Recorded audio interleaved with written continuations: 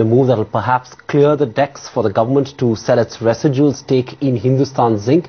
The Finance Ministry has now asked the Law Ministry to reconsider its previous opinion that had barred any stake sale in the company. What has made the Finance Ministry go back to the Law Ministry, and does this mean the decks are indeed cleared for a stake sale this fiscal itself?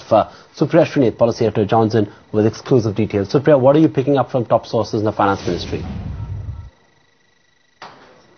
We are given to understand that the Finance Ministry has indeed written back to the Law Ministry asking them to reconsider the previous opinion which had barred any residual stake sale in Hindustan Zinc Limited. Remember, the majority is owned by Vedanta, Anil Agarwal owned company, and the Finance Ministry has been very keen to sell the residual stake so as to rake in the revenues this fiscal itself. The Law Ministry had earlier given an opinion that because the matter is under litigation and because the first sale was in 2001 to 2003 was considered illegal, there can be no residual stake sale. But because of the Supreme Court judgment just about 3 to 4 days back, which quashed a PIL that had challenged the residual stake sale in Hindustan Zinc Limited, the Finance Ministry is certain that the case now weighs in their favour. They have written back to the Law Ministry asking them to reconsider their opinion. If the Law Ministry agrees to, and which is what the norm really is, if there is a Supreme Court judgment, Law Ministry usually goes with that. So if the Law Ministry agrees to the Supreme Court judgment, goes by that verdict, then the decks are cleared. If it does not, the matter goes to the Cabinet, and the Union Cabinet will then decide what to do,